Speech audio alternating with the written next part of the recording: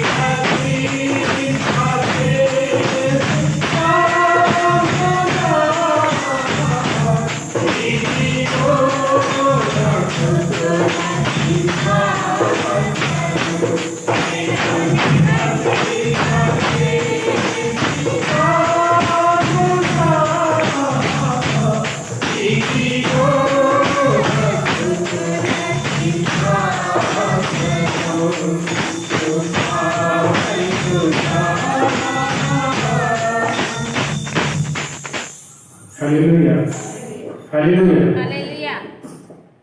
నడిపిస్తాడు నా దేవుడు, శ్రమలోనైనా నన్ను వేడవడు. నడిపిస్తాడు నా దేవుడు, శ్రమలోనైనా నన్ను విడువడు. నడిపిస్తాడు నా దేవుడు, శ్రమలోనైనా నన్ను విడువడు. అడుగులు పడబడిన అలకపడిన, అడుగులు పడబడిన అలకపడిన, దేవుని ఉమ్మడి కర్తయ్య కొరకనసి, దేవుని ఉమ్మడి కర్తయ్య కొరకనసి,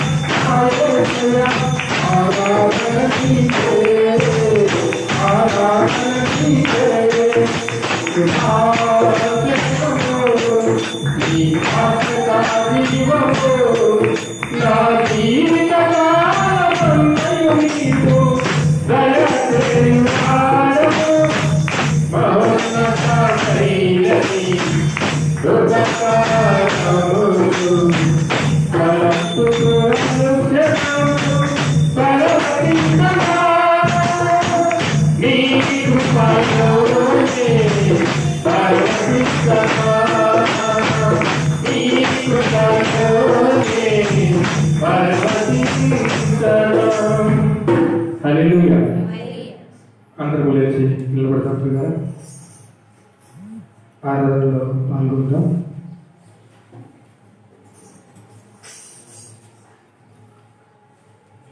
ఒక్కొక్కరు లేచి కొడుకులైన దేవుడిని మహిమపడతాం. సర్వశక్తిమంతుడైన దేవుడు ఈ చక్కటి అవకాశాన్ని మనకి ఇచ్చాడు.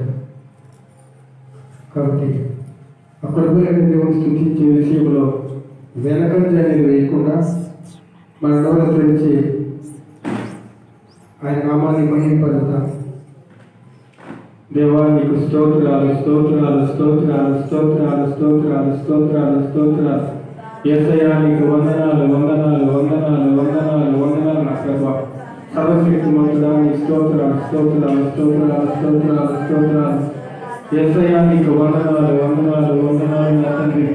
ఇదిగో నా స్వామి, లోకంలో మాకు ఎంతో మంది ఉన్నారని మేము భయపడుతున్నాము నా తండ్రి.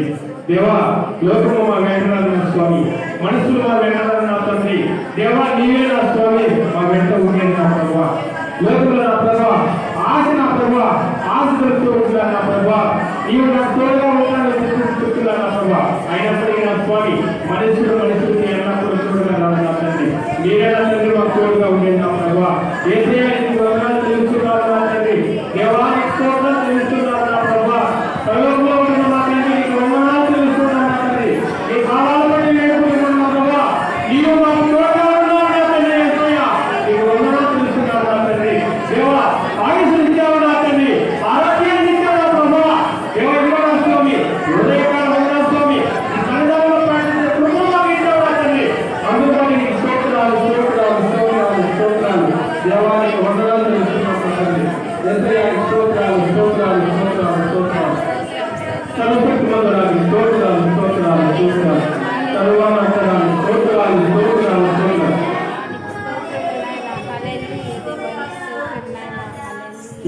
చిక్కాలవాడే సయ్యా చాలా చిక్కాలవాడే లోకానికి భక్తి నాడు పాపులను స్తుతి.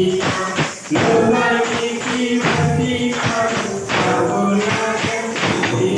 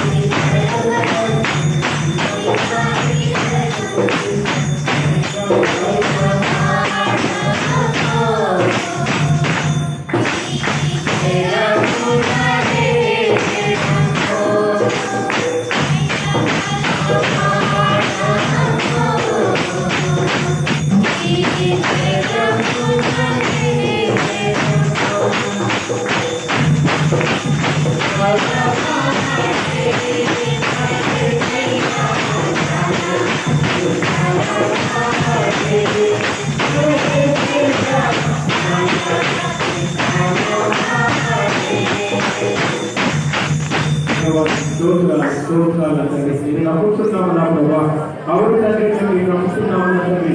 నువ్వు నా స్వామి, లోపల నా స్వామి, ఎవరైనా ప్రభావ నీకు నా ప్రభావ తట్టుకోలేనా తండ్రి. నీవే మేము దేవుడిని నమ్ముతున్నాము నా ప్రభావ. యేసయ్యా స్తోత్రాలు స్తోత్రాలు స్తోత్రాలు తండ్రి. నువ్వు నా ప్రభావ ఈ శరీరంలో తండ్రి ప్రతి ఒక్కరు నా స్వామి మనోలో స్థితించడానికి నా ప్రభావ యేసయ్యా ప్రభావ వందనాలు వందనాలు వందనాలు తండ్రి. యేసయ్యా నీ స్తోత్రాలు మేము నమ్మినాము స్వామి. ఈ శరీరానికి ఒప్పుకున్నాము నా ప్రభావ. మేము నమ్మినా స్వామి. ఈ మానవాన్ని సేవిస్తున్నాము తండ్రి.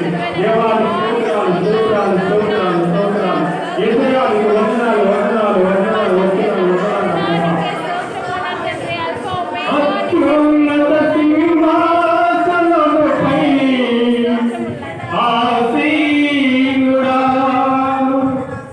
దేవదూతలు ఆరాధించు పరిశుద్ధుడా, యేసయ్యా నా నిలువెల్ల నిండియున్నావు. నా మనసాని సన్నిధిలో సాగిలపడి నమస్కారము చేసేదా, సాగిలపడి నమస్కారము చేసేదా. నా మనసాని సన్నిధిలో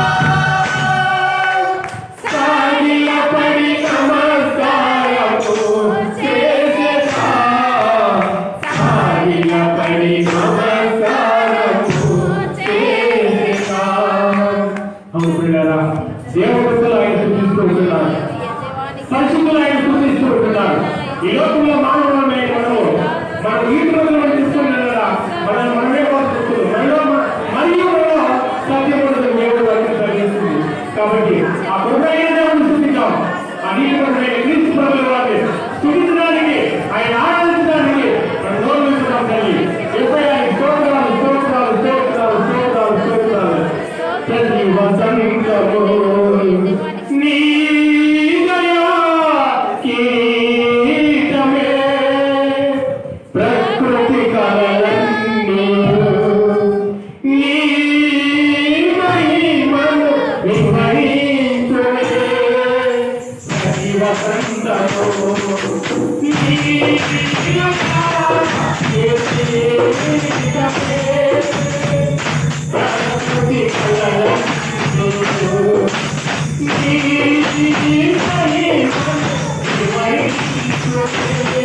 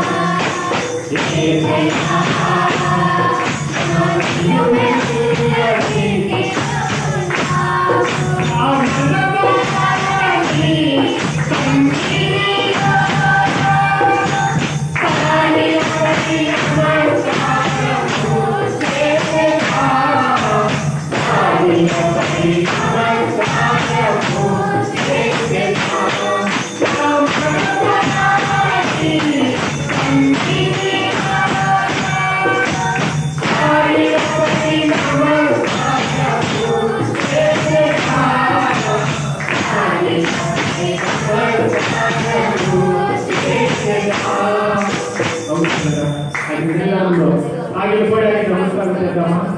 సొలొమోను దేవుడు మందిరాన్ని కట్టించినప్పుడు ఆయన ప్రార్థించాడు.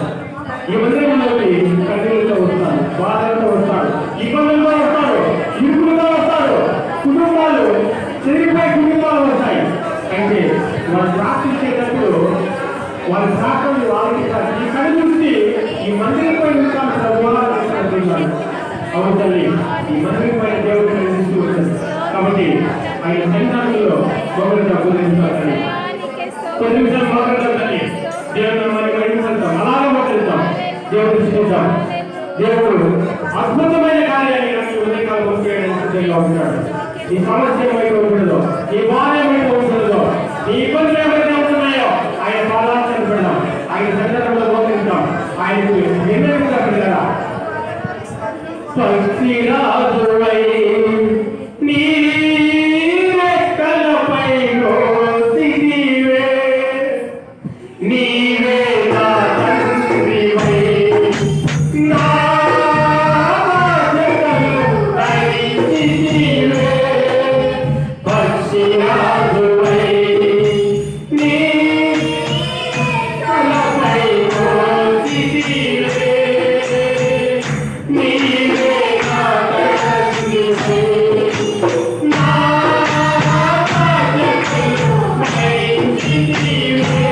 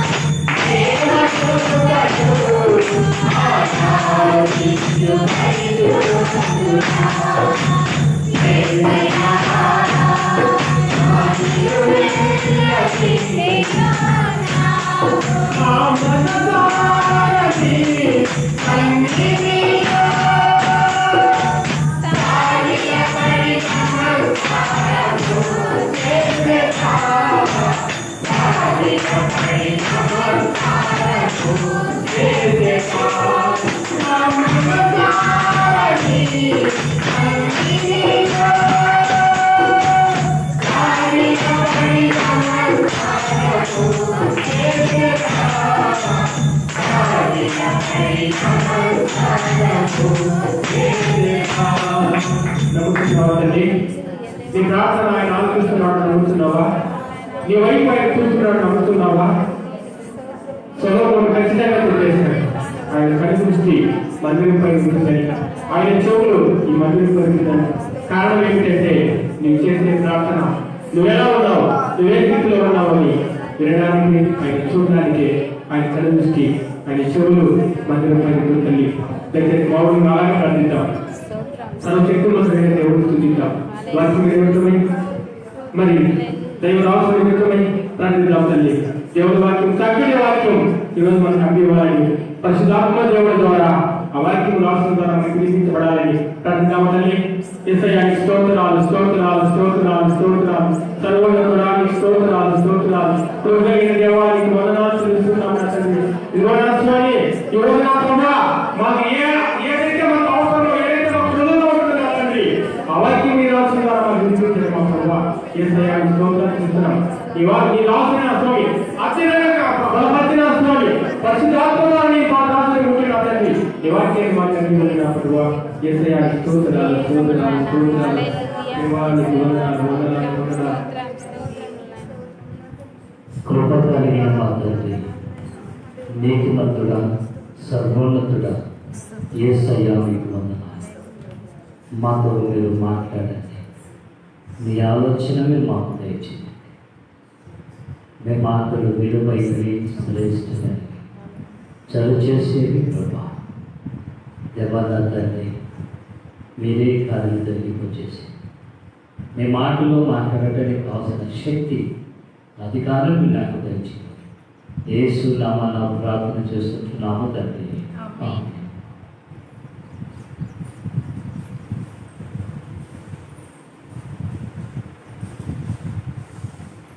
హల్లెలూయా, హల్లెలూయా, హల్లెలూయా, హల్లెలూయా.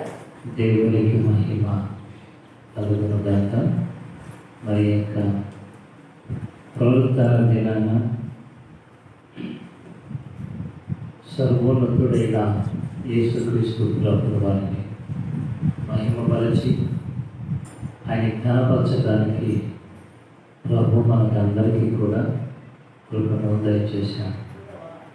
ఈ యొక్క కరోనా సమయంలో కూడా మరి దేవుడు మనల్ని భద్రపరిచి నేను ఉన్నవాడును అని చెప్పి ఆయన తను రుజువుపరుచుకుంటూ మనతో కూడా ఉంటున్నాడు. ఆయన సజీవుడు కాబట్టి మనలో కూడా సజీవ లెక్కలో దేవుడు మనల్ని. కాబట్టి దేవుని యొక్క సన్నిధి లేకపోతే దేవుని యొక్క కృప అనేది దేవుడు మన పట్ల ఆయన చూపించడానికి ఆయన ఇష్టపడుతున్న దేవుడే ఉంటున్నాడు. ప్రియులారా, మరి వాక్యంలో మనం వెళ్ళినట్లయితే దానియేలు గ్రంథము 4వ అధ్యాయము 4వ అధ్యాయము 13, 14 వచనాన్ని చదువుకుందాం. దానియేలు గ్రంథము 4వ అధ్యాయము 13, 14 వచనాన్ని మనం చదువుకుందాం. మరియు నేను నా పడక మీద పండుకొని ఉండి నా మనస్సునకు కలిగిన దర్శనములను చూచుచుండగా జాగరూకుడగు ఒక పరిశుద్ధుడు ఆకాశం నుండి దిగి వచ్చి ఇలాగు బిగ్గరగా ప్రకటించెను, ఈ చెట్టును నరికి దాని కొమ్మలను కొట్టి దాని ఆకులను తీసివేసి దాని పండ్లను పారవేయుడి పశువులను దాని నీడ నుండి తోలివేయుడి పక్షులను దాని కొమ్మల నుండి ఎగరగొట్టుడి. ప్రియమైన దేవుని బిడ్డలారా, ఈ విషయాన్ని మనం చూస్తుంటున్నప్పుడు దానియేలు గ్రంథములో దేవుడు మరీ ఎక్కువగా తన ప్రత్యక్షతని ఆయన కనపరుచుకుంటున్నాడు. కానీ ఈ దానియేలు గ్రంథంలో దేవుడు ఒక తీర్పుని గురించి ఇక్కడ మనకు కనపడతా ఉంది. అంటే దేవుడు చేసే కార్యాలు ఎలా ఉంటాయి, అవి ఏ విధంగా జరుగుతున్నాయి, ఏ విధంగా నడిపింపబడుతూ ఉన్నది దేవుని కార్యాలు అనేది మనం కనపడతారు. నెబుకద్నెజరు రాజు అతని గురించి బైబిల్ ఏం చెప్తుందంటే మహావృక్షము అని రాయబడతారు. 4వ అధ్యాయంలోనే ప్రారంభ వచనాల నుంచి మనం చూస్తే మహావృక్షము అని రాయబడింది. మరి అంతేకాకుండా ఆకులు కానీ ఆ విధానాలన్నీ కూడా చాలా చక్కగా వర్ణిస్తూ వచ్చాడు. ఆకుల గురించి మాట్లాడినాడు, పండ్ల గురించి మాట్లాడినాడు, అది బ్రహ్మాండమైనది అని కూడా అక్కడ మాట్లాడేశాడు. ఎంత చక్కగా ఈ రాజుల గురించి బైబిల్లో మనకు కనపడతారు. అయితే ఆయన కూడా ఏమనుకున్నాడంటే దేవుడు ఎంతో అద్భుతాలు జరిగించాడు, ఎంతో ఘనమైనది, ఆయన రాజ్యము శాశ్వత రాజ్యము, మరి ఆయన ఆధిపత్యము తరతరములు నిలుచును అని చెప్పారు. ఈ విధంగా ఉన్న తర్వాత ఈయన పడుకున్నప్పుడు ఈయన ఒక దర్శనం, ఒక కళ ఇతనికి వచ్చారు. ఆ వచ్చిన కళ దాని భావాన్ని ఎవరు కూడా చెప్పలేకపోతూ ఉంటున్నారు. శకునగాను పిలిపించాడు, శాస్త్రుని పిలిపించాడు, మరి అందరూ కూడా పిలిపిస్తే దాని భావాన్ని వాళ్ళు ఎవరు కూడా చెప్పలేకుండా పోయారు. అయితే దానియేలుని పిలిపించిన తర్వాత దానియేలుతో ఏమంటున్నాడంటే దేవుని ఆత్మచేత అని మనం చూస్తాం. ఏ మర్మము నిన్ను కలవబెడదని నేను ఎరుగుదును, కనుక నేను కనిన కలయు దాని భావమును నాకు తిరిగి చెప్పుము.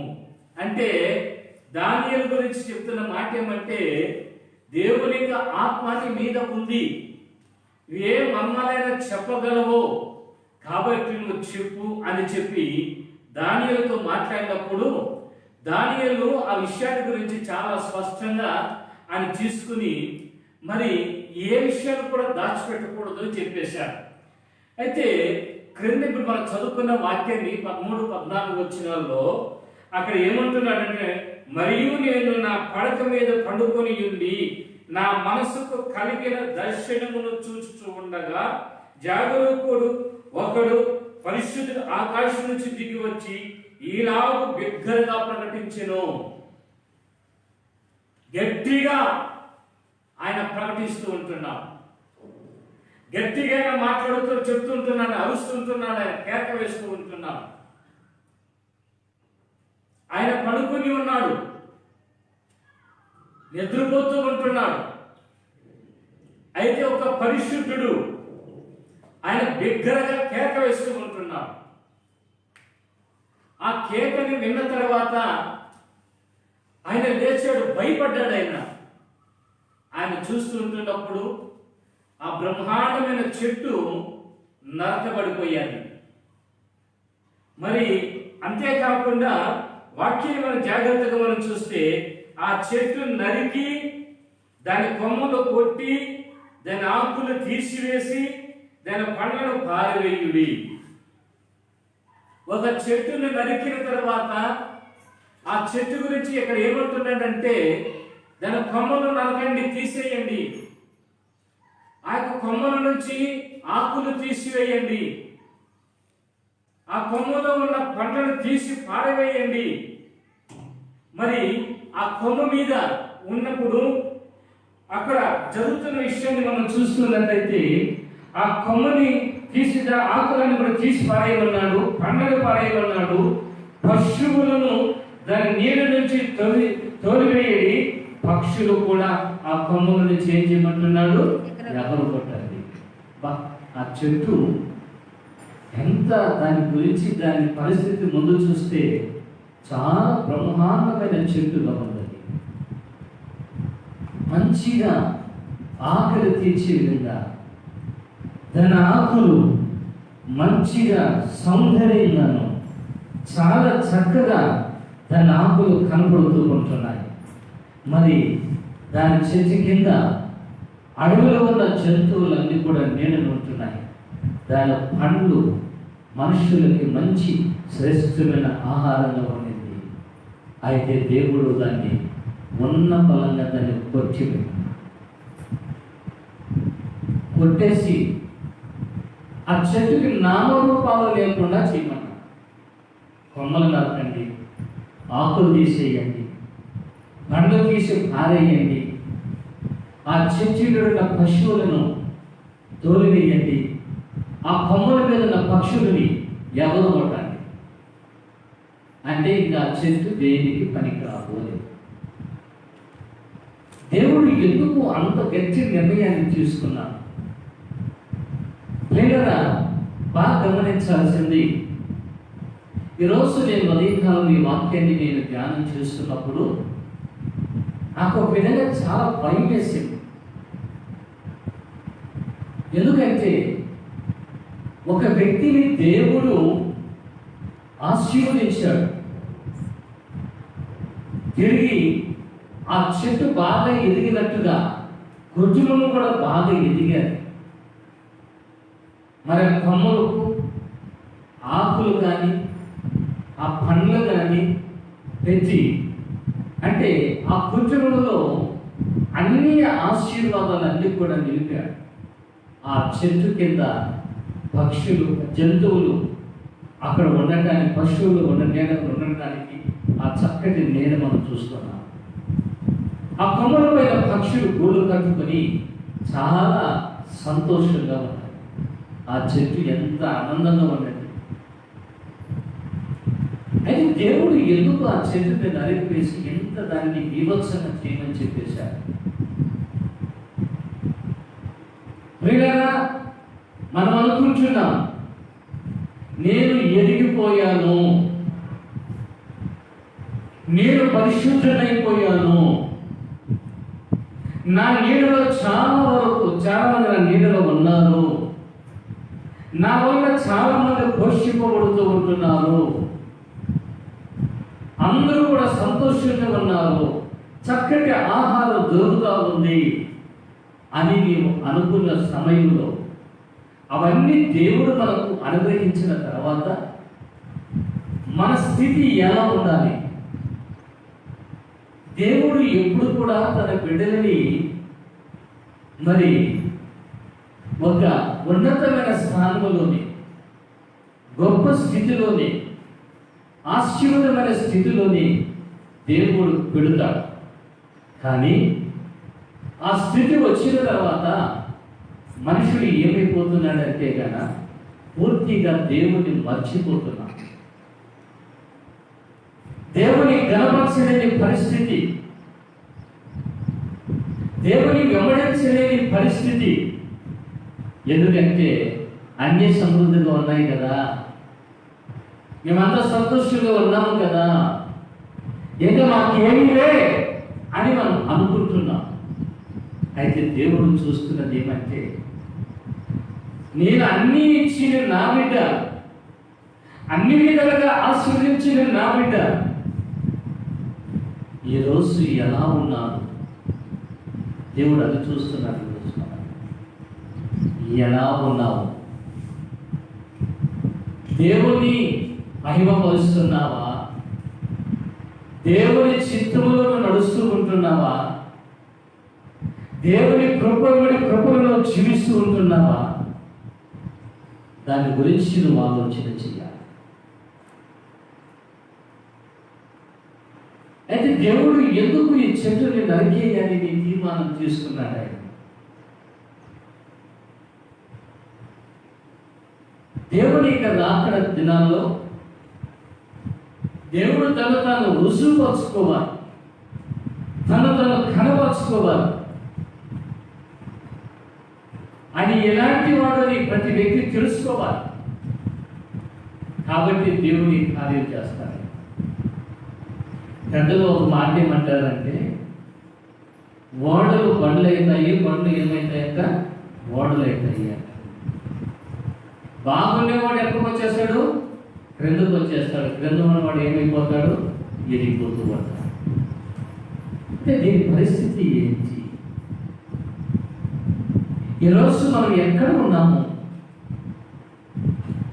సంపన్న స్థితిలో మనం ఉన్నప్పుడు, దేవుడు మనల్ని ఆశీర్వదించినప్పుడు మన జీవితం ఎలా ఉంది? ప్రియమైన బిడ్డ, ఆలోచించండి. అందుకని మత్తయి సువార్తలో 3వ అధ్యాయంలో చూస్తే, వడ్డలి అంట చెట్టు మొదలున పెట్టబడి ఉంది. వడ్డలు ఎక్కడుందంట? చెట్టు మొదల దగ్గరే ఉందంట.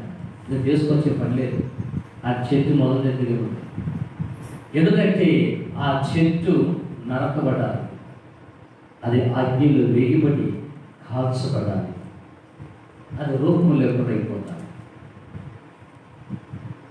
ఎందుకు ఆ చెట్టుని ఆ విధంగా అంత ఇదిగా మాట్లాడుతుంటున్నా? కుటుంబము అనేది ఒక చెట్టులాగా దేవుడు పెట్టాడు. ఇతన్ని నెబుకద్నెజరు రాజుని అంత ఉన్నతమైన స్థానంలో దేవుడు పెడితే ఆ స్థితిని మర్చిపోయిన వ్యక్తిగా ఉన్నాడు. అంతే. అందుకని మొట్టమొదటిగా ఆ చెట్టుని నరికేయమన్నా. ఇక ఆ చెట్టు ఉండకూడదు. ఒకవేళ నీ కుటుంబము, నీ జీవితం ఇక నరకబడతాదేమో నాకు తెలియదు.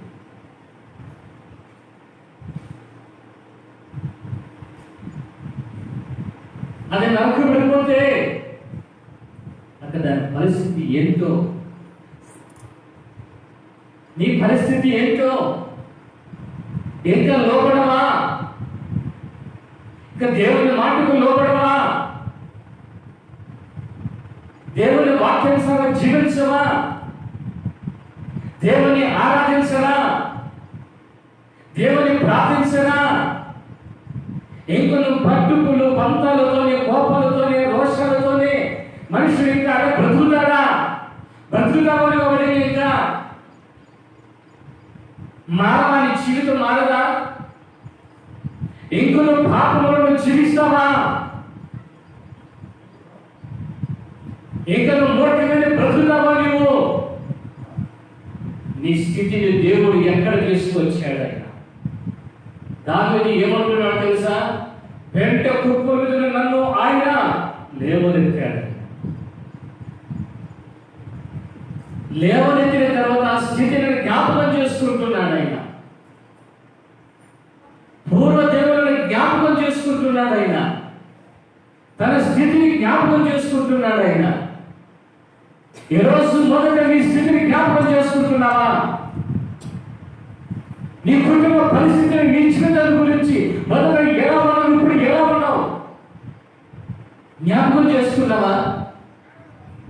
ఎందుకు పనికిరాని జీవితాలు, ఎండిపోయిన జీవితాలతో, పనికిరాని జీవితంతో, ఎన్నికైన జీవితంతో నీ కుటుంబం ఉన్నప్పుడు యేసుక్రీస్తు ప్రభువు వారు నిన్ను పైకి లేవనెత్తాడైనా, నిన్ను దేవుడు బలపరిచాడైనా, మహావృషంగా దేవుడు చేస్తే ఈ రోజు నీకు కళ్ళు పొరలు కప్పబడి గర్వాన్ని విరువెత్తుకుని మనుషులంతా ఇష్టానుసారంగా ప్రవర్తిస్తూ ఉంటున్నారు. దేవుని మాటని లెక్క చేయడం లేదు. పెద్ద చిన్న మరణ ఏమీ లేదు మనుషుల దగ్గర. ఇప్పుడు గర్వాములై ఉంటున్నా, కళ్ళు పొరలు కప్పబడి ఉన్నాయి. ఎందుకో తెలుసా? మట్టిలో కూర్చున్న వారిని దేవుడు ఈ రోజు ఒక స్థానంలో దేవుడు తీసుకొచ్చి కూర్చొని పెట్టాడు. పూరి గుడిసెలో ఉన్న నీ కుటుంబాన్ని ఈరోజు మంచి ఇంటిలో దేవుడు తీసుకొచ్చి పెట్టాడు. నడుస్తున్న నీ జీవితానికి సరైన వస్త్రాలు మన జీవితాలకు దేవుడు మంచి ఒక స్థితిని దేవుడు తీసుకొచ్చి పెట్టాడు. అన్ని దేవుడు ఇచ్చిన తర్వాత ఇప్పుడు నీ కళ్ళు పొరలు కప్పబడ్డాయా? ఇప్పుడు నీ మాట్లాడిన దేవుడు నాకు ఇప్పుడు మాట్లాడాల్సింది జాగ్రత్త. వడ్డలి ఆ చెట్టుని నరికేయమంటున్నాడు ఆయన. ఏమో పోలిపోయిన మాదిరిగా ప్రజలు కొంతమంది పక్కది మెడట్లా ఉంటుంది. వద్దు గర్వంలో తగ్గండి, లోపలండి దేవుడికి. హెచ్చింపబడిన తర్వాత, ఈ కుటుంబాన్ని దేవుడు బలపరిచిన తర్వాత, దేవుని స్థితిని హెచ్చింపచేసిన తర్వాత, ఇప్పుడు మీద కరం వచ్చి నువ్వేమైపోతున్నావు తెలుసా? దేవుడికి అనుకున్నాడు, ఈ చెట్టు నా పొద్దు, ఈ కుటుంబం నా పొద్దు, ఈ వ్యక్తి నా పొద్దు. అస్సలు లేదు ఆయనకి. ఆ చెట్టుని నరికివేయమంటున్నాను. ఎందుకంటే ఏముందని గర్వపడుతున్నాము మనము, ఏమైపు నేను విరగిస్తూ ఉంటున్నాము. ఏమున్నాయి? ఎంత స్థితి అండి. ఆ స్థితిని మర్చిపోతున్నామే. నెబుకద్నెజరు రాజు పరిస్థితి మహావృక్షమే. నీ పరిస్థితి కూడా మహావృక్షమే. అయితే ఏమి అది? అనేకులకు ఆశ్రయం కలుగుతూ అనగా అనేకులకు ఆశ్చర్యకరంగా మార్చబడుతున్నావా? నువ్వు అందులో జీవిస్తూ ఉంటున్నావా? దేవునికి ప్రయోజనకరంగా జీవిస్తూ ఉంటున్నావా? నీ వల్ల, నీ కుటుంబం, నీ వల్ల, నీ కుటుంబం ఏ ప్రయోజనం? ఏ ప్రయోజనం?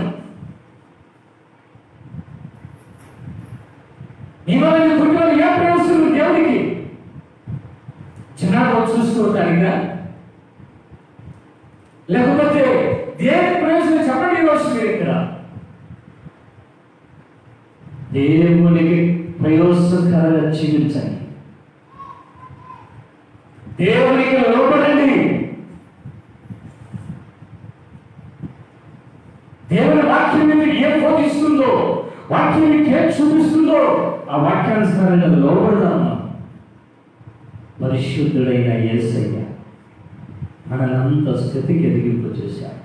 ఆ చెట్టు పరిస్థితి 14 వచనంలో చూస్తే ఇక కోపం వచ్చేసి ఎక్కడికైనా చెప్పేశాడు, ఈ చెట్టు వద్దు ఇంకా, మీరు అవసరం లేదు ఇంకా. మీరు కాకపోతే రాళ్ళకు నేను ఆజ్ఞాపిస్తాను నేను.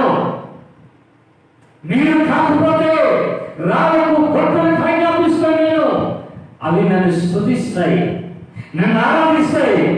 నువ్వు అనుకుంటున్నావు నేనే కనపడుతున్నాను. వద్దు, దేవుడు ఆజ్ఞాపిస్తాడు గుట్టలకి రాళ్ళు అయినా మహిమ పంచడానికి. దేవుడు అంత ఇదిగా మాట్లాడుతున్నాడు. ప్రియమైన దైవ జనాంగమా, బాగా నన్ను అర్థం చేసుకోండి. ఈరోజు ప్రభు కొనుక్కున్నలాగా నేను ఒక తిరుగుతున్నాడు వాక్యమైనా, ఈ కుటుంబంలో పంపుతున్నాడైనా సూటిగా నీకే నీ కుటుంబానికి దేవుడు డైరెక్ట్ గా వాక్యాన్ని పంపిస్తుంటున్నాడు. ఇది వంకర మాటలు ఏమి లేవు. నేరుగా నీ కుటుంబాన్ని దేవుడు పంపుతున్నాడు. ఆయన అంటావా అడు వెలిగిస్తావా, వెలిగిస్తా వద్దు. ఓ ఆయన చెట్టుని గట్టిగా ఆయన కేకరిస్తూ ఆయన చెబుతున్న మాట ఎంత కోపంగా ఆయన గట్టిగా ప్రకటిస్తూ ఉంటున్నాడు.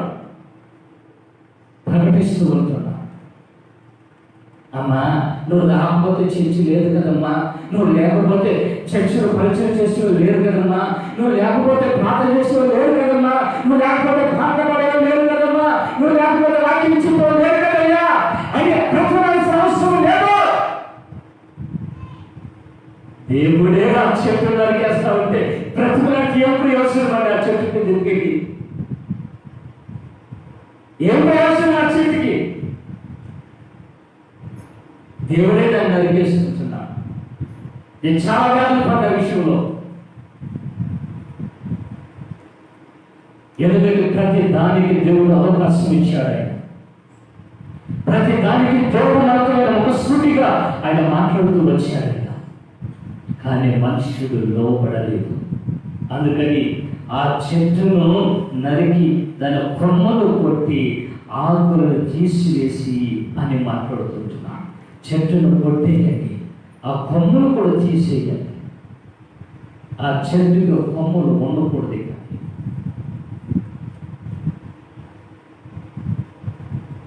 ఎందుకో తెలుసా? దేవుని రాకడ సమయం. అందుకే ఓ పాట భక్తుడు ఏమంటున్నాడంటే, అది అది ఆ రోజు యేసయ్యా ఉగ్రత రోజు,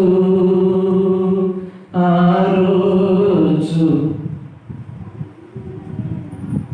ఏడ్చే రోజు, అదే అదే ఆ రోజు.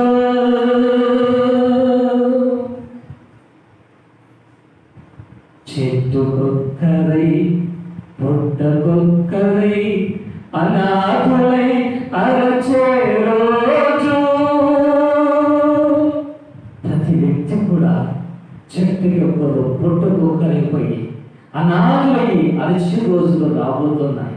ఈ చెట్టును నరికిన తర్వాత అది క్రిందికి పడిపోతుంది కదా, ఆ చెట్టు నుంచి కొమ్మలు ఎందుకు వేరు చేయమన్నాడు ఆయన.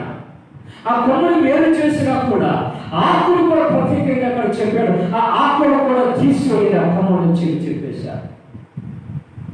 భార్యకి భర్త లేదు, భర్తకి భార్య లేదు, తల్లిదండ్రులకు పిల్లలు లేదు, పిల్లలకు తల్లిదండ్రులు లేదు, అందరూ వేరు చేశాయి.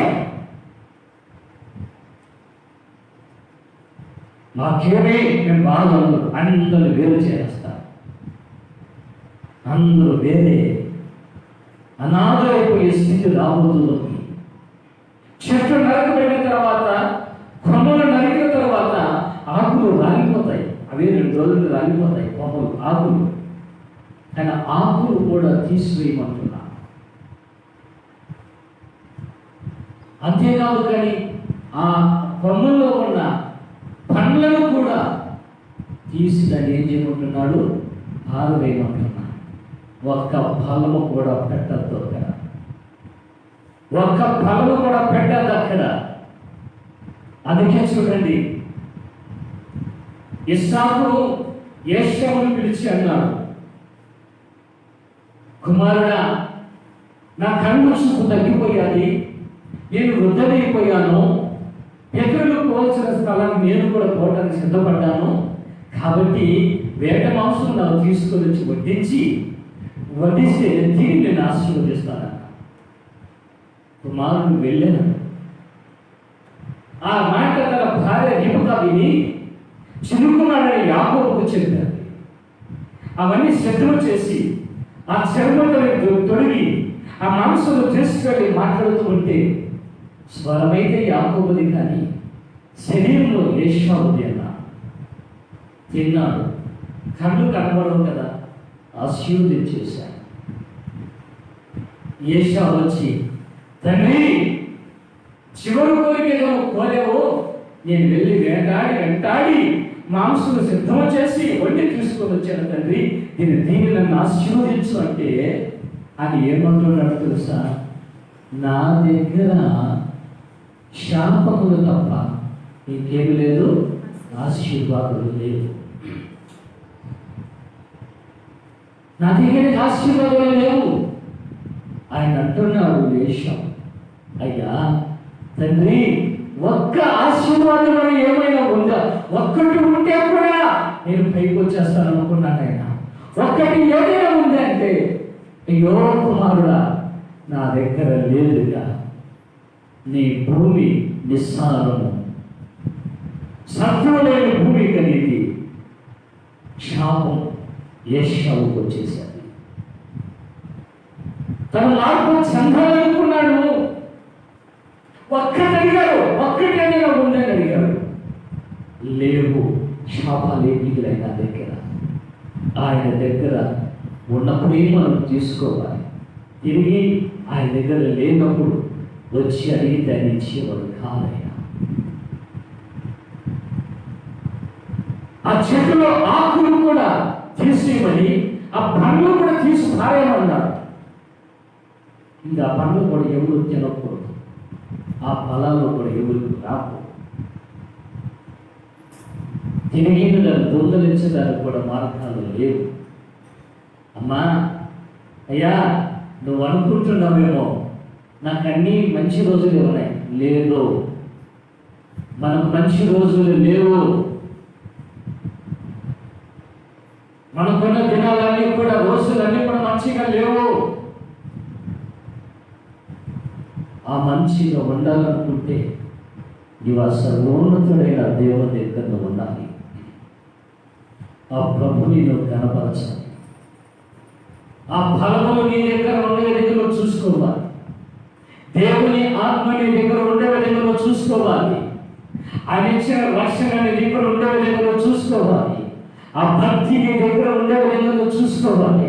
ప్రార్థన జీవితం నీ దగ్గర ఉండే విధంగా చూసుకోవాలి. ఆయన సన్నిధి నీ దగ్గర ఉండే విధంగా నువ్వు చూసుకోవాలి. ఆ సన్నిధి నీ నుంచి దూరం అయిపోతే ఈ పరిస్థితి ఏమో నీకు తెలుసా? నీకు ఆయన ఆత్మని దగ్గర నుంచి వెళ్ళిపోతే నీ పరిస్థితి ఏమో తెలుసా? భక్తి లేక, ప్రార్థన లేక, వాక్యం లేక, ఆయన సన్నిధి లేక ఎంతమంది పడిపోతారు. అందుకే నేను అనుకున్నాను, ఈ కరోనా సమయంలో మనోళ్ళకి, బలహీనులకి బలమైన కారణాలు ముందు ఎట్లా అనేవాళ్ళంటే, ఏం రాలేదంటే వర్షం అనేవాళ్ళు, ఏమంటే చలి అనేవాళ్ళు, ఏమంటే ఏదో చెప్పేవాళ్ళు, ఏదో కారణాలు చెప్పుకుంటూ ఉండేవాళ్ళు. ఇప్పుడు మన సులభంగా దొరికిపోయిన కారణం ఏది? కరోనా. ఎక్కడ వచ్చేటప్పటికి ఏమొచ్చేస్తుంది? కరోనా. బస్ స్టాండ్కి మనం పోయినా, సార్ వస్తే బస్సు ఎక్కిద్దామని పోయినా, ఆడకు పోతే ఒకరి మీద ఒకరు పడతా ఉన్నారు టికెట్లు తీసుకునేదానికి. బస్సు వస్తే ఒకరిని పడతా ఉన్నారు. రైతుల దగ్గర, బజార్లో ఉన్న ఏడ చూసినా అబ్బో విచ్చలవిడిగా తిరుగుతా ఉన్నా. బంధువులు పోతారు, చుట్టాలు పోతారు, పెళ్ళిళ్ళకు పోతారు, దేవాలకు పోతారు, అన్ని తిరుగుతారు, అన్ని బాగానే ఉన్నాయి. ఎక్కడికి వచ్చే కొందరికి ఏమొచ్చేసింది? ఏమది? కరోనా. ఏమది? కరోనా. ఇక్కడికి వచ్చే కొంతకి ఉండు ఇంట్లోనే. ఏమి బుద్ధిందే నీకు? ఇవన్నీ 18 మంది ఇద్దరు చచ్చిపోయినారు. గురువుని పోయావు. వస్తాను ఇంట్లో ఉండు, ప్రార్థన చేస్తూ ఇంట్లోనే. ఆయన వస్తాను ఉండు, అట్లే ఉంటుంది. కాంగ్రెస్ ఎట్లా ఉంటూ అట్లే పోదాం. ఎంత భయం లేదండి మనుషులకి. కనీసం కొంచెమైనా ఇంటి విజ్ఞానం అనుకుంటే, కాస్త భక్తిలో ఉంటే, ఆత్మీయమైన ఉంటే, అయ్యో నా దేవుడిని నేను ఆరాధించాలి, నా దేవుడిని నేను ఆరాధించాలి, దేవుని దగ్గర నేను ఉండాలి. వీళ్ళలా బాగా గమనించాల్సింది. ఎన్ని ఉండినప్పుడు మన దేశంలో, మన రాష్ట్రంలో భక్తికి ఇప్పుడు ఆటంకం రాలేదు. చనిపోతున్నారండి, అయినా వాళ్ళు నిలబడటం లేదు భక్తిని. కానీ మనం ఎందుకు అంత నిర్లక్ష్యం నాకు అర్థం కాలేదు. ఎందుకు అట్లా మాట్లాడుతున్నా నాకు అర్థం కాదు.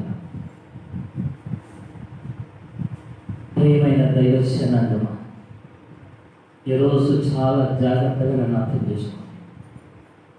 నా మాటలు మీకు కోపం కలగచ్చు, బాధ కలగచ్చు, నన్ను దూషించవచ్చు, అయినా పర్వాలేదు. నా దేవుడు యేసయ్య, ఆయన చెప్పమన్న మాటలు మాత్రమే నేను చెప్తూ ఉంటాను. ఈరోజు ఖండించడానికి దేవుడు నాకు అధికారం పంపించాను. మనుషుడు ఈ విషయంలో లోపడటలేదు. మనుషుడు చేసిన దాని విషయంలో, తప్పిత విషయంలో మనుషుడు పశ్చాత్తాపడటం లేదు. పశ్చాత్తాపడటం లేదు. ఇప్పుడు ఎవరైనా సరే నువ్వు పాపి అని అన్నారు అనుకోండి, వెంటనే మనకి ఏం వచ్చేస్తుందో తెలుసా? ఎంత కోపం వస్తుందో మనకి. తప్పితముని దేవుడు బయలుపరిచిన తర్వాత దావీదు తప్పు చేశాడు.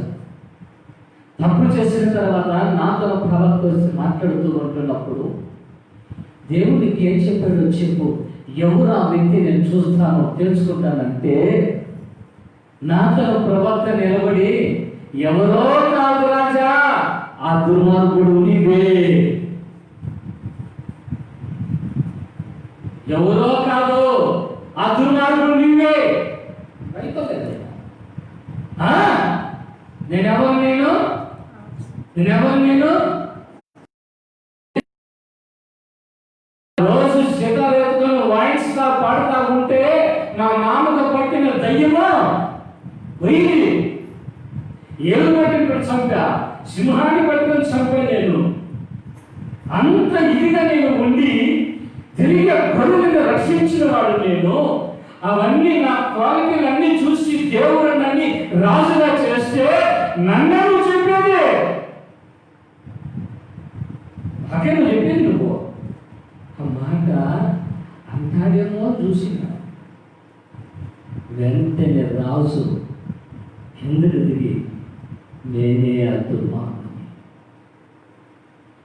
ఆయన నోటితోనే ఆయన శాపాన్ని తెచ్చిపెట్టుకున్నాడు. ఆయన విలువేయబడాలి, ధర్మపడాలి. దావీదు విలువేయబడ్డాడు, ధర్మపడ్డాడు. ఆయన తనకు తాను శిక్షను వేసుకున్న స్థితి తనకు వచ్చేసాడు. అయినా కూడా ఆ స్థితిని బట్టి దావీదు ఏం చేశాడంటే తనను తాను చలి చేసుకున్నాడు, లోపడ్డాడు, పశ్చాత్తాపడ్డాడు. ఆయన ప్రేమైన దైవజనాంగమా, పశ్చాత్తాపం గుణం నీకుందా? ఆ విధంగా ఒప్పుకోలే గుణము నీకుందా? బైబిల్లో చూస్తే ఆది కాండములో 50వ అధ్యాయము 15-16 వచనాలు చూడండి. ఆది కాండము 50వ అధ్యాయం 15. నష్టపరిచయమేమో, అయినా కూడా మమ్మల్ని ఆయన కీడు చేయకుండా ఖండిస్తారా? వర్తమానం పంపేదంట. కానీ యోసేపు దేవుని బిడ్డ కాబట్టి అతడు మీరు నాకు కీడు చేసిన దేవుడు ఏం చేశాడైనా మేలే చేశాడని చెప్పాడు. అంటే ఒకటి మనకు ఉండాల్సింది ఏమంటే పశ్చాత్తాపం మనం ఉండాలి. పశ్చాత్తాపం ఉండాలి. నిజంగా మనిషి హృదయం ఎట్లాంటిదంటే మామూలుగా రాయి ఉంది. ఆ రాయిని పగలు కొట్టడానికి కొన్ని రకాల వస్తువులు ఉపయోగిస్తూ ఉంటాం, సొత్తులు ఉపయోగిస్తాం. వాటిని వీటిని మిషన్ ద్వారా వేసి రిగ్గు పెట్టి బాంబులు పెట్టి పేరుస్తారు. పేల్తారయ్యాలి. పేర్చిన తర్వాత తిరిగి రూపాన్ని తీసుకొచ్చి పెడతారు. మనుషుల హృదయానికి బాంబులు కాదు కదా, ఆకాశమే వచ్చి మూడు కింద పడితే కూడా ఇదేంటిదే ఈ గుండె, ఈ హృదయం అనేది ఉందే, దీనంత రాయి చాలా కష్టం. అది నగదు ఏ మన్నా చేయండి అది పగులుతుందండి. పగలదు. ఏమన్నా చేయి, ముందరి కరగర గుండు కోసేసుకో అంటే ఏది వస్తాను సావు సావు. నేను సామని చెప్పినా నువ్వే వస్తాను సావు లేదు. కఠినాత్ములండి మనుషులు. ఎంత కఠినంగా మనుషులు బ్రతుకుతున్నాడు తెలుసా? కొంచెమైన మార్పు రాదా నీ జీవితానికి? కొంచెమైన మార్పు లేదా నేను? నాకు అవకాశం అనేది దేవుడు అడుగుతే కూడా అబ్బే ఆయనకి ఇచ్చేస్తే ఏముందే అన్ని వదిలిపెట్టేయాల్సిందే. కొంచెం కూడా దేవుడికి అవకాశం. ఎక్కడ చూడండి ఒక్క ఫలం కూడా లేకుండా చేసి యోసేపు అన్నలు పశ్చాత్తాపంతో తమ్ముడి దగ్గరికి వర్తమానం పొందారు. వాళ్ళకు ఆ పశ్చాత్తాపమైన హృదయం అనేది వాళ్ళకు కలిగింది. ప్రియమైన దేవుని బిడ్డలారా, ఈరోజు ఇక్కడ వాక్యం వింటున్న బిడ్డలారా, లైవ్ ద్వారా వింటున్న దేవుని బిడ్డలారా, గమనించండి. మీరు మీ తల్లిని తండ్రిని సన్మానించండి, దేవుని గౌరవించండి, ఆరాధించండి. తల్లి తండ్రి హృదయాన్ని నొప్పి కలిగించద్దండి. అది మంచిది కాదు. మనకి వాక్యం చాలా స్పష్టంగా చెప్తుంది. కాబట్టి ఒకటి అది పశ్చాత్తాపం. మరి దాంట్లో మీరు కూడా చూస్తే అదే ఆది కాండంలోనే 3వ అధ్యాయము 8వ వచనాన్ని చూడండి. 3వ అధ్యాయము 8వ వచనాన్ని తొందరగా వెళ్ళండి. 3వ అధ్యాయము 8వ వచనం. సల్లపూటను ఆదామును అతని భార్యయు తోటలో సంచరించుచున్న దేవుడైన యెహోవా స్వరం విని దేవుడైన యెహోవా ఎదుటికి రాకుండా తోట చెట్ల మధ్యను దాగుకొనగా దేవుడైన యెహోవా దేవుడు ఆదాము అన్నీ చెప్పాడు. దేవుడు ప్రణాళిక ఎలా అంటే మొదట సృష్టిని చేశాడు, మంచి ఫలాలు పండే చెట్లు పెట్టాడు. అంత అమర్చిన తర్వాత మనుషులు దేవుడు సృష్టించాడు. దాన్ని తినండి, సంతోషంగా ఉండండి. అయితే ఈ వృక్ష పనులు తినప్పుడు చనిపోతారు దేవుడు చెప్పాడు. అయితే దేవుని మాటని కాదని మరి తిన్నారు. ఆ వేలు తిరిగింది, ఆ వేసుకొచ్చింది, ఆదాముకి ఇచ్చింది, ఆదాముకి చేశాను. ఇద్దరు దిగబడి చెడు దాక్కున్నారు. తండ్రి పిలిచాడు, యెహోవా తండ్రి ఆయన పిలిచాడు. పిలిస్తే ఆదామా ఆదామా ఎక్కడున్నావంటే ఏమంటారో చూసా, మేము చెట్ల పొదల చాటును మేము దాక్కొని ఉన్నాం, ఇప్పుడు మేము దిగంబరులము అని కూడా చెప్పేవాడు. మీరు దిగంబరులని మీకు ఎవరు చెప్పారు? ఎందుకు మీరు అలా అయిపోయారు? ఏమయ్యాది అంటే ఈ పెద్ద అంటాడు ఆదాము, నాదేమి లేదు ప్రభా, నేనైతే కరెక్ట్గా ఉన్నా. నేను ఎట్లున్నాను? నేను కరెక్ట్గా ఉన్నా. ఇది ఉందే నేను అడిగినానా? నాకు భార్యని ఈమెను అడిగినాను, నేను అడగను కదా. నువ్వే నాకు నిద్ర కలిగించి, గాఢ నిద్ర కలిగించి, నా ఎమక ఒకటి ఎంచి నాకు తోడుగా ఇస్తే ఆమె చేసింది పని. ఆమె నడుకోబోన్నా ఈయన ఈరోజు ఆమె నడుకోబోని. ఏం మా అమ్మ నీ పరిస్థితి ఏమైందంటే, నువ్వు భలేవాడు, అన్ని బాగానే పెట్టావు, అన్ని బాగానే ఉన్నాయి. ఏదేం తోటలోకి పాములు ఎందుకు పంపించినావు? ఏదేం తోటలోకి అదే నాకు చెప్పే మాట, ఎందుకు పంపించినావు? ఇది ఏదేం తోటలో కాల్చుకుంటే బాగుంది కదా, ఎట్లా వచ్చింది అది? నువ్వు చెప్తే కదా అది వచ్చింది, నాకు అనుమతిస్తే కదా అది వచ్చింది. అదే కాబట్టి నాకు కూడా తెలియదు, దాన్ని అడగపోయింది. ఎంతో సులభంగా తప్పించుకుంటారు కదా. నాకేమీ తెలియదు అడగండి, నాకేం తెలుసు అడగండి, వాళ్ళు నాకేం తెలుసు అడగండి అన్నీ అంటే సాగులు చెప్పుకునేదే. కానీ నేరుగా అవును నేను తప్పు చేసినాను ఒప్పుకుంటావా? ఒకరి మీద నేను కరెక్ట్గానే ఉన్నా, నేను చాలా బాగున్నాను నేను, కానీ వాళ్ళే నేను చెప్పండి. నీ జ్ఞానం ఏమైంది? నీ బుద్ధి ఏమైంది? వాళ్ళు చెప్పబడితే చేయడానికి వదులుకుని ఉన్నావు. వాళ్ళు చెప్పబట్టారంటే వెళ్ళిపోయినారు. నీకు తెలియదా నేను ఎట్లుండేదా? నేను కనకనగా నిప్పు లాంటి దాన్ని. నేను నిప్పు, ఈ నిప్పు నిప్పు నిప్పు నిప్పు అంటించేస్తా ఉన్నా. జాగ్రత్త. నిప్పు అనేది ఒక్కరోజు ఏది తెలుస్తుంది?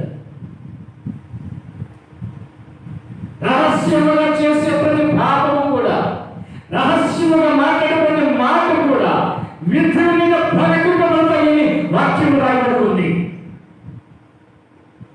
ఏది కూడా దాచిపెట్టకూడదని నీకైనా నాకైనా ఎవరికైనా సరే బహిరంగంగా ప్రకటింపబడతాయని బైబిల్ చెప్తూ ఉంది. ప్రియమైన దైవసేన, ఇంకెక్కడో తప్పించుకోలేదు. అందుకని అవునా అదమ్మా నేను తప్పు చేశాను, నీకు భార్యని ఇచ్చా, ఏమమ్మా సర్పం మనకు వచ్చిందని నేను పంపించానా అని ఏం చేశాడు తెలుసా? ఆ సర్పాన్ని అడిగాడు, ఏమిరా పైనుంచి కింద దోసేసినాడు, ఇంత సిగ్గు రాలేదా, ఎందుకు పోయినామంటే వాడు చెప్పేటాడు, వాడు నేను నీ స్థానంలో నేను కూర్చోవాలని అనుకుంటే ఆ కుర్చీ నేను ఎత్తుకుంటే అక్కడి నుంచి నాకు కింద దొరికేస్తావా నువ్వు, అందుకే భూమి మీద నీకు కుర్చీ లేకుండా నేను చేస్తాను. వాడు ఆలోచన, నీకు భూమి మీద కుర్చీ లేకుండా చేస్తానన్నాడు. కానీ ఆయనకేది కుర్చీ వీడేసేది. సాతాను అంటాడు, నాకు నమస్కారం పెడితే, నాకు దండం పెడితే ఈ రాజ్యాలన్నీ నావే, ఇవన్నీ నీకు ఇచ్చేస్తా. సృష్టించిన వాడు ఎవడు? సాతానా? దేవుడు సృష్టిస్తే వీడు చెప్పేది ఇవంతా నాకంట. ఒకవేళ రేపు నుంచి పై నుంచి కిందకు దూకితే నీ తండ్రి దేవతలు పంపి నేను కాపాడతాడేమో ఒకసారి దూక్షుడు ఆ మాట అంటున్నా. వాడే నాన్న ఒక్క మాట జ్ఞాపిస్తే నా వచ్చే సైన్య వ్యూహాలు ఎన్నున్నాయి తెలుసా? నీకేమిరా, నీకు అన్ని తెలిసి నువ్వు మాట్లాడుతున్నావు నీకు అన్నాడు దేవుడు. నాకు నమస్కారం ఎన్ని రకాలుగా ఆయనకి స్థానం లేకుండా చేస్తే కుదురుతుంది. అది కుదరదు. ఎప్పుడు కూడా సాతానుడు దేవునికి నీ ఇంటిలో నీలో స్థానం లేకుండా చెయ్యాలని ఎన్ని ప్రయత్నాలు చేస్తాడో తెలుసా? అన్ని ప్రయత్నాలు చేస్తూ ఉంటాడు. అది మనకు తెలియకుండా మోసపోతున్నాం. చాలా జాగ్రత్తగా ఉండాలి. పశ్చాత్తపడండి, దేవుడు అడగండి, దేవుడు మనకి అనుకూలపడి మనకైనా దయచేస్తాడు. చివరిగా మాట చెప్తాను. అదే మనం చూస్తున్నట్టయితే ఆదికాండములో నుండి 50వ అధ్యాయం 18 వచనాలు చూడండి. ఆదికాండము 50:18. మరియు అతని సహోదరులు పోయి అతని ఎదుట సాగిలపడి మరియు అతని సహోదరులు వెళ్ళి ఏం చేస్తున్నారు? వాళ్ళు అతని ఎదుట అతని ఎదుట సాగిలపడి ఇదిగో మేము నీకు దాసులమని చెప్పగా మేము నీ దాసులమని చెప్పగా యోసేపు భయపడకండి, నేను దేవుని స్థానమందున్నానా, నేను దేవుని స్థానంలో ఉన్నానా, మీరు నాకు చాలనా.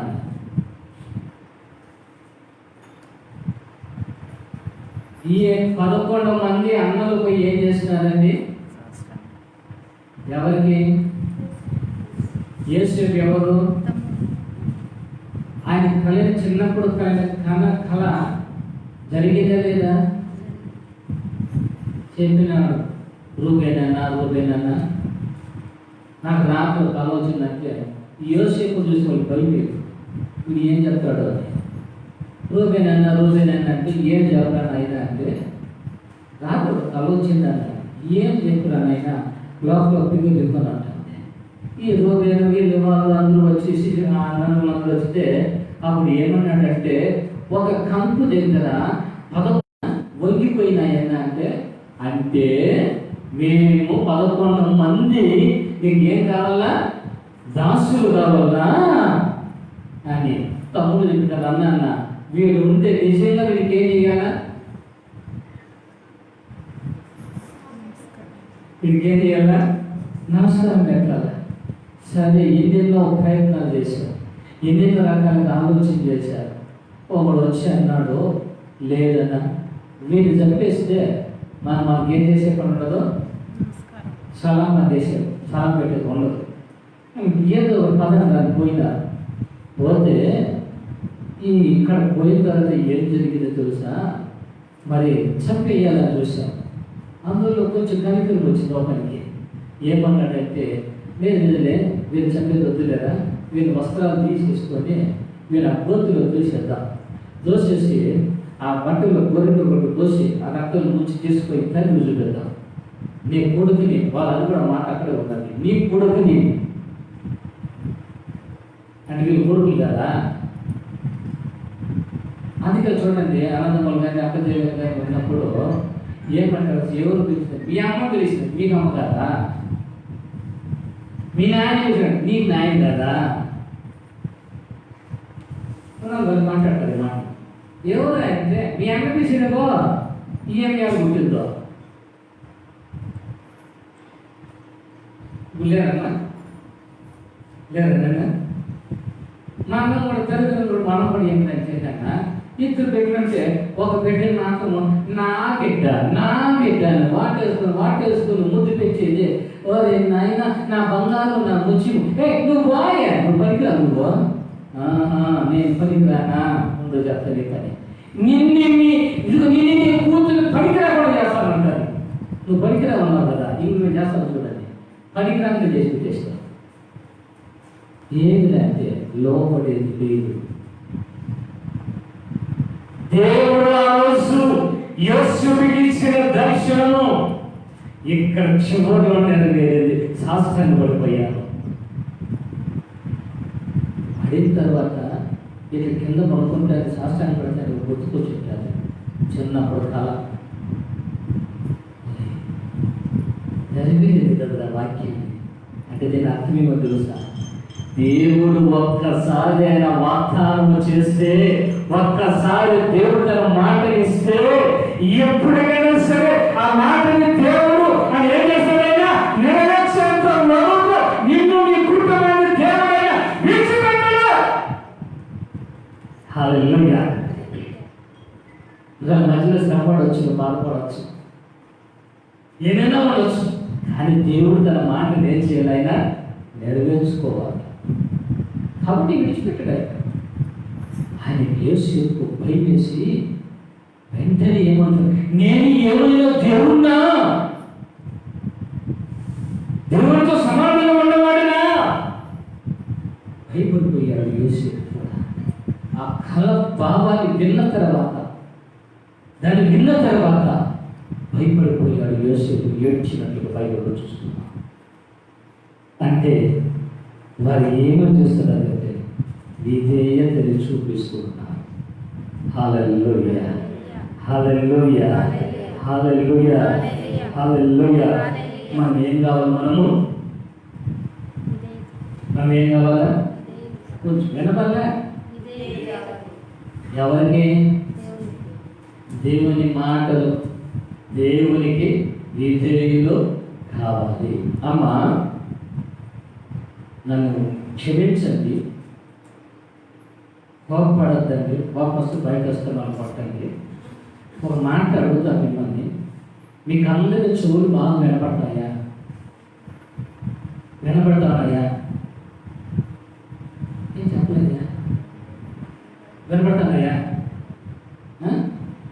మంచి చెప్పాక కొంతమంది సీరియస్ ఉంటాము, ఏదో చేస్తాను వెయ్యి చెప్పండి నాకు ఇంటి పర్వాలే, ఈ రోజు నన్ను కొట్టినా పర్వాలే, ఈ మాట నేను చెప్పేసి వచ్చేదాల్సింది అన్నీ బాగానే ఉంటాయి.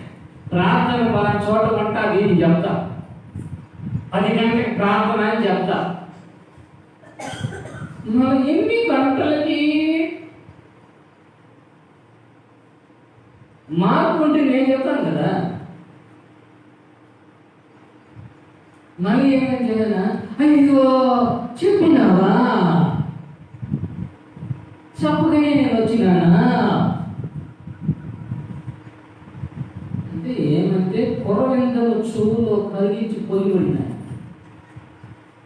అంటే కాబట్టి ఆడే పడతాయి చెవులో. ఏమన్నా అదేదో మనం తగ్గించుకొని లోబడి దేవుని చిత్తానుసారంగా ముందుకు మనం సాగేవాడు. దేవుడు తన ప్రత్యక్షతతో దేవుని ప్రతినిధిగా తన సేవకుని ప్రభు నిలబెట్టేలా మాట్లాడుతున్నాడంటే ఆ మాటకు మనం ఏం కావాలంటే లోబడి వరకు ఉండాలి. దేవుడు తన ప్రత్యక్షతతో దేవుని యొక్క ప్రతినిధిగా ఆయన వాక్కులు పంపిస్తూ తన సేవకులు పంపుతూ ఉంటున్నప్పుడు ఆ మాటకు లోబడాలి. అది మన ఆశీర్వాదం. యెషయా అంటారు కదా, లోబడిన పిల్లలకు శ్రమ. మీకు వస్తానంటే అదే లోబడకూడదని అర్థం. ప్రియులారా, బాగా అర్థం చేసుకోండి. ఈరోజు దేవుడు చాలా చక్కని మాటలు చెప్తూ వచ్చాడు.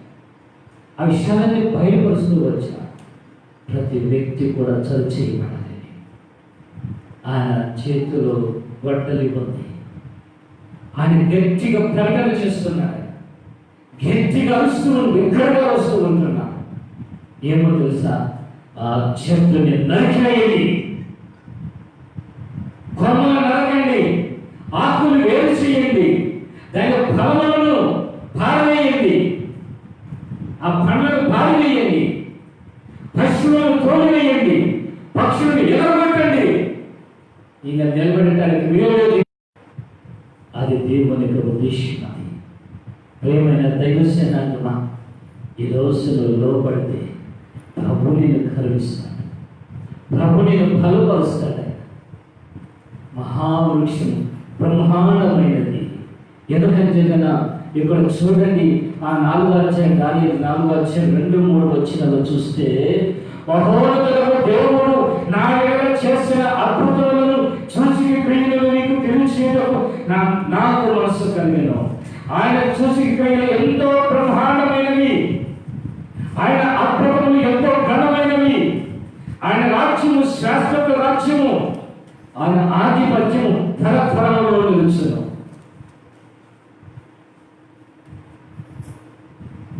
ఖచ్చితముగా నిలబడతాయి. కాబట్టి ఆ విధంగా అంత గొప్ప సాక్షిగా నిలబడాలని దేవుడు ఉద్దేశించి ఆ విధంగా చేస్తే ఈరోజు మనుషుడు ఆ స్థితిని జ్ఞాపకం చేసుకోకుండా చెడిపోతూ ఉంటున్నారు.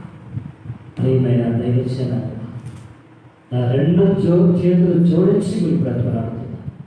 ఇకనైనా లోపడండి, పశ్చాత్తాపడండి. దేవుని భక్తితో, ప్రార్థనతో, ఆత్మీయతతో ఆయన సన్నిధిని వెతకండి, ముందుకు సాగండి. దేవుడు వాళ్ళందరినీ కూడా బలపరుస్తాను. మోకరించుకున్నాను. మోకరించి సర్వోన్నతుడైన దేవుని యేసుక్రీస్తు ప్రభువు వారి దగ్గర ప్రార్థన చేద్దామా? Glory, hallelujah, Shari Baba. Oh, glory, hallelujah, Shari Baba. Jesus, hallelujah, hallelujah,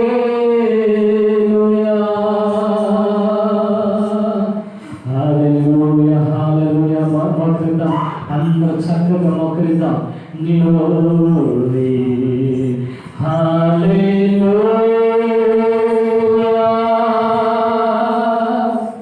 glory, glory, hallelujah.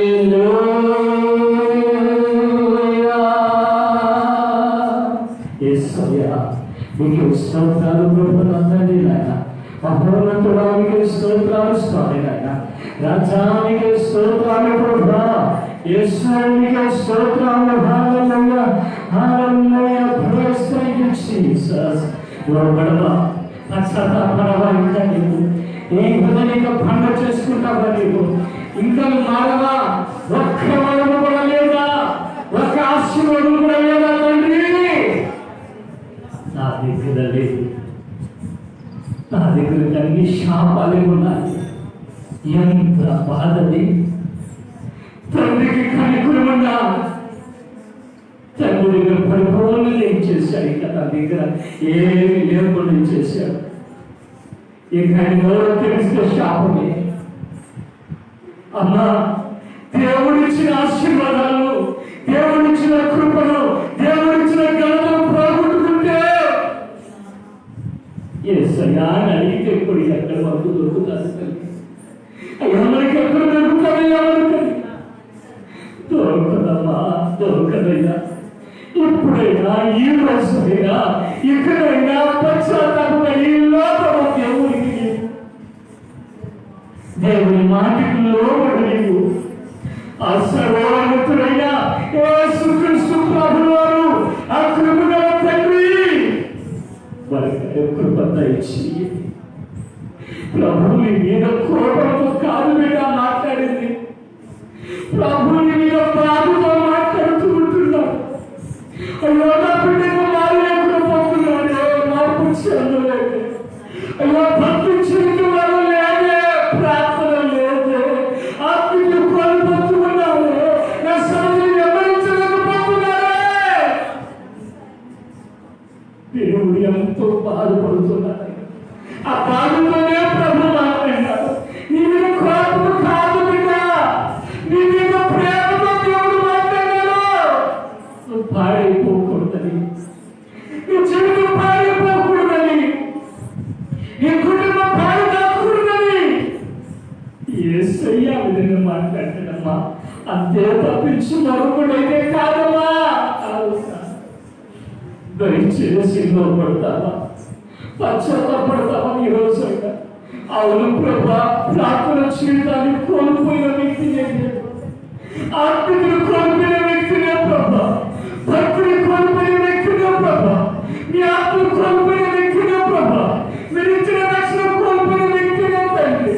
అయ్యా యేసయ్యా, ఈ సన్నిధిని కోల్పోయిన వ్యక్తినే స్వామి. ప్రభుత్వాన్ని క్షమించున్నాడా?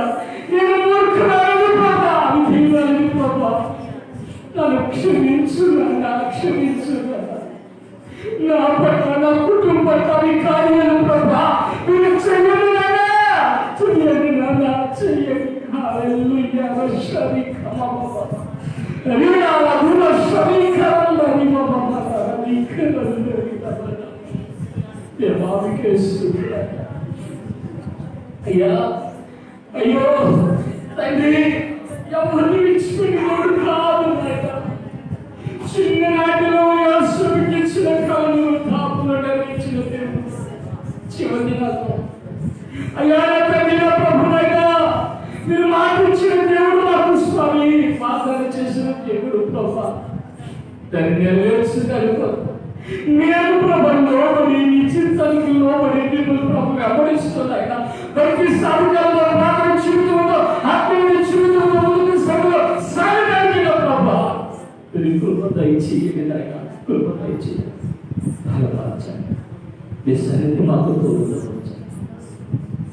ప్రతి వ్యక్తిని స్వామి మీరు చదిచేసి మీరు ఆశీర్వదింపచేసిన మహావృక్షాన్ని మీరు పెట్టున్నాయి. ఏ సున్నామన్న ప్రార్థన చేస్తున్నాము తండ్రి.